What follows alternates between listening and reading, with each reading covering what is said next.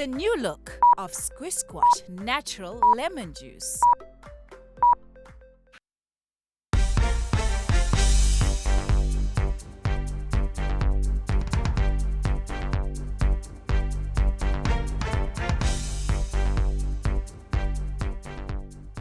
It is a very good day to you, and thank you very much for joining us right here on ZTN News Blitz. A quick look at our top stories.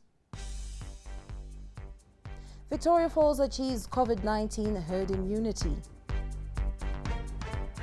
Over 200 drug dealers nabbed in Harare.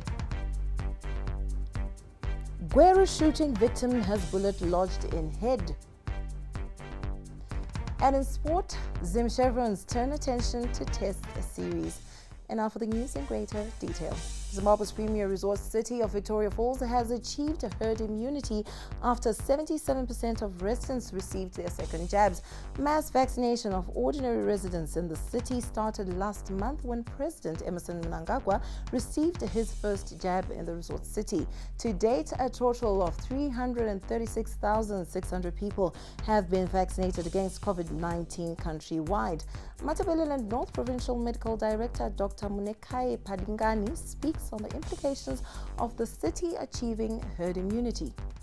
So we did sensitize the population by doing like a boat show. We're using a car and moving around, talking to people, and even in the video talking to people to tell them which vaccine we are using, where they can get it, and who are eligible to it, and if they then which kind of effect we can get. Public health specialist Itai Rusike on the development in Victoria Falls. I think what has happened in Vic Falls is very encouraging, and it will be great if we can replicate the same strategy that was used in Vic Falls, especially when the president went on the ground with the other, political leaders. That alone encouraged, the community in Vic Falls to embrace the vaccine. But what is also important is those that got the first jab should now then make sure that they get the second jab. AIDS levy collections in Zimbabwe have fallen by more than half as a result of COVID-19 lockdown. The AIDS levy is derived from 3% of income tax paid by individuals and corporates. But with some companies having scaled down operations and laying off workers due to lockdown effects on businesses, the National AIDS Council's purse was hit hard. In 2020, AIDS levy collections amounted to 1 billion Zimbabwean dollars, which is equivalent to about 12 million United States dollars. In previous years, collections averaged 30 million United States dollars. And National AIDS Council Chief Executive Officer Dr. Bernard Mazima spoke to ZTN. As you are aware, AIDS levy is actually 3% of taxable income.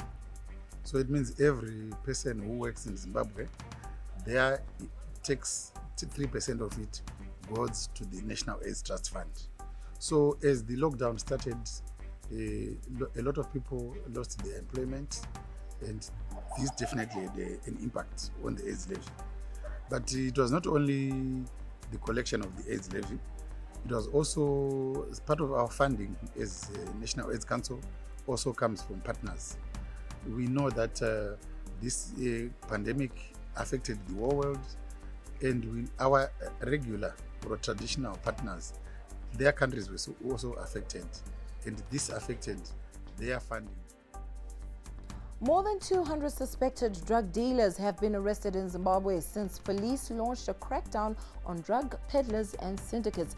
To date, police have raided areas like Mbare, Chitungwiza, Mabvuku, Epworth, Dzivarasekwa, Glenora, Mfakosi, Southview and Highfield, and swooped on drug peddlers who range from pushers to suppliers with links to international drug trafficking rings. The latest raid was carried out in the Avenues area of Harare on Sunday, where an undisclosed number of suspected peddlers were arrested. National Police spokesperson Assistant Commissioner Paul Nyati could not provide details of yesterday's raids as he was out of office. Now, Itai Tiniri is on standby to give us an account of Sunday's raid at one of the drug dens in Harare. Thank you very much, Samantha. Police swooped on this suspected drug den at 11 a.m. yesterday in what witnesses have described as a dramatic raid. The house that is situated here at corner 8th and Central Avenue is one of many suspected drug dens in Harare. Police officers arrived at this place in an armored personnel carrier truck popularly known as Puma. According to witnesses, when police swarmed the house, one of the suspects bolted out, clutching a small bag whose contents are not known. About 4 police officers, 2 of them armed with AK-47 rifles, pursued him. The suspect was apprehended at corner 7th Street and Selu Avenue. Several people, among them suspected sex workers, were also taken in during the raid, and we are also made to understand that one of the main suspects, only identified as Keda, was also arrested. Police say they are keeping an eye on several places in the avenues, and we are expecting more raids in the days to come, in more weeks or more days to come. It's back to you, Samantha. Now, a 15-year-old boy from Harare's Stone Ridge Park appeared before a Harare court this morning facing rape charges. The accused, whose name is being withheld, is accused of raping 2 minors aged 4 and 5 on April 19th this year. Investigators told the court that the accused, who is related to the girls, visited their homes and started playing with them on their bed. He later asked the duo to undress while he also removed his clothes. He proceeded then to perform sexual acts on them. Now, the matter came to light when one of the girls complained of severe pain on her private parts while being bathed by her mother. That is when the girls narrated their ordeal. Harare Magistrate Dennis Mangosi is put the accused into his mother's custody, and he is set to appear in court on the 18th of June. Now, one of last week's shooting victims in Zimbabwe's third largest city, Gweru, has a bullet lodged in her skull and is awaiting operation at Gweru Provincial Hospital. 34-year-old Nyaradzo Naringo was allegedly shot by Peter Dube on Friday last week. Her younger sister Nyasha is reportedly out of the intensive care unit and is recuperating in a female surgical ward. 2 other people, including Dube's wife, died in the shooting. Police are still looking for Dube, who has been on the run since committing the alleged crime. Now, ZTN Midlands correspondent Patrick Shumba gives us more. Employees working for Peter Dube, who is on the run after allegedly shooting 4 people, killing 2 on the spot. They've started moving vehicles which were on sale at his garage along Alopingola Avenue in Gweru. At the same time, Nyarazo's second wife, Miss Nyasha, is said to be on the verge of having a bullet removed from her head.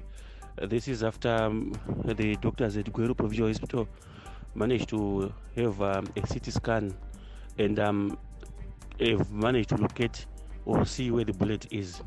The other sister, Nyarazo, is said to be recuperating well in the female surgical ward in at the same hospital. In the meantime, police have launched a manhunt for Peter Dube, who is suspected to be headed for South Africa. Churches in Zimbabwe have been banned from using school premises as places of worship. Ministry of Primary and Secondary Education spokesperson Taungana Ndoro said religious organizations that have been renting school premises must now find alternatives to hold their services. Ndoro spoke to ZTN's Takuchi Ambakwe. As for churches that are alleged to have been banned, it's not an allegation, it is a government strategy to ensure that we minimize and mitigate the spread of COVID within our schools.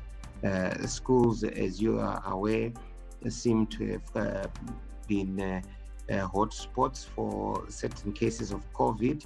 So to minimize that, it's not new actually that having churches not being at schools, or those who rent school facilities for worship. This was stopped as of last year. There's nothing new here, and the reason being that we need to ensure that we've got a safe learning environment, and our teachers and our learners need to be safe within the school premises. Thank you. Staying with churches, now could the African Apostolic Church, once led by Apostle Paul Mwaja, be on the verge of another split? If developments on the ground are anything to go by, then a third split is imminent. Already there are two factions led by Apostle Mwaja's second-born son Kushamisa and another one by his last-born Tawanda. ZTN now understands that Apostle Mwaja's eldest son Ngonizashe has returned to the church with yet another faction. The church is now split between Alfred Kushamisa and Tawanda Israel, both of whom have assumed the bishop title. Now we cross over to Manika Post senior reporter Ray Bande, who has more on the story. The African Apostolic Church is now officially divided into two formations. One led by Apostle Paul Mwaja's second-born son named Alfred Kushamisa Mwaja. The other one led by the last-born son Tawanda Israel Mwaja. These divisions have actually deepened with the return of Ngonizashe Mwaja to the church. Ngonizashe Mwaja happens to be the eldest son of Apostle Paul Mwaja. All along, Ngonizashe Mwaja was attending Joani Marangi Apostolic Church, but he is now back in the African Apostolic Church. The control of the church has been a subject of intense debate, given the aging leader who now is expected to turn 103 this year. Even though Ngonizashe Mwaja denied leading a splinter group during Saturday's sermon, only time will tell whether genuinely we will not witness the paid splinter group of the church. Chiseko Mwaja, whom we interviewed, a brother of the Mwajas, actually denied the existence of another formation, insisting that Tawanda Israel, the last-born son, is the genuine heir to Apostle Paul Mwaja. Back to you, Samana, in the studio. On to some business news. Zimbabwe's monthly inflation rate fell to 1.58% in April, its lowest since September 2018. Now, this is according to data released by the National Statistics Agency, Zimstat. International Monetary Fund experts say inflation in Zimbabwe is set to end the year at 49.4%. Market analyst Kudzanai Sharara unpacks the latest inflation figures. Inflation figures are very encouraging, given the fact that we have been experiencing very high levels of inflation since 2019, and we reached a peak of 837% in July 2020, and since then it has been a downward spiral on the inflation front, and we have reached the lowest at 194%. This is the lowest since July 2019, and that is encouraging. What it means for the consumer is that their incomes and earnings are no longer being eroded at a faster rate than they were in the past. Now you can be able to actually do some kind of planning and budgeting. Yes, the levels are still high, but it's encouraging that the trend is now on a slow down, and hopefully if it stays like that throughout the year, then we might result in inflation levels that are lower than 100% by the end of the year.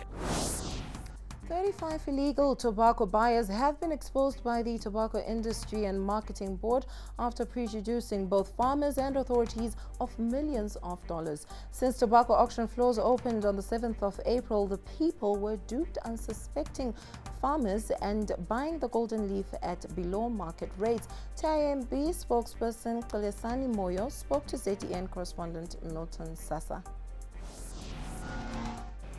For the 2021 tobacco marketing season, the Tobacco Industry and Marketing Board has embarked on an exercise to name and shame illegal buyers and sellers of tobacco. The aim of this exercise is to discourage repeat offending and also to deter would-be illegal buyers and sellers. So far, 35 illegal buyers and sellers of tobacco have been convicted and fined. For those who are registered growers, they will have their registration cancelled in line with Section 32 of the Tobacco Industry and Marketing Act, Chapter 18.20. We are encouraging all tobacco growers to sell their tobacco through licensed floors and registered contractors. Botswana's Debswana Diamond Company will spend over $6 billion on the building The world's largest underground diamond mine at Botswana's Sishwaneng, which is already the richest mine by value of the precious stones. The underground mine will have more than 360 kilometers of tunnel development and will hit full production by 2034. It will have capacity of as much as 9 million carats per year, extending the mine's lifespan by 20 years. The South African documentary My Octopus Teacher has won the Oscar for Best Documentary Feature at the 93rd Academy Awards ceremony in Los Angeles. Now, the 2020 Netflix original by Pippa Ehrlich and James Reed documents a year spent by filmmaker Craig Foster forging a relationship with a wild octopus in a South African kelp forest in False Bay near Cape Town. Now, the COVID-19 pandemic is raging and there's still uncertainty over when people might vacation again. But one thing remains constant in the world of travel: the €1 houses of Italy. Now, this month it's the turn of another Sicilian town, Castiglione di Sicilia, to offer houses for the price of a coffee. Want to snap one up? Well, potential buyers should get in touch with a detailed plan of what kind of houses they'd like and how they'd like to renovate it in order to best match demand with supply. So what's the catch? Buyers must complete the renovations within 3 years. Now, up next is our sports news. Oh my God, these guys from Zol are so good, Sha. If you have an issue, it's easy to get help, and there's so many ways you can do it. You can go to their website, zol.co.zw, and right there, pa corner, so on the corner, bottom right side, there's a chat service. You just need to fill in your details and you'll be connected to an agent ASAP. For verification, make sure you have your Zol ID ready. If they can't resolve your issue on the chat, they will open a report with the reference number and let you know when to expect an update. Your reference number will help them help you. And just like that, your issue is resolved. No complaints here, darling. And guess what? You can also do it on my Zol app. So go ahead, download it. It's easy with Zol.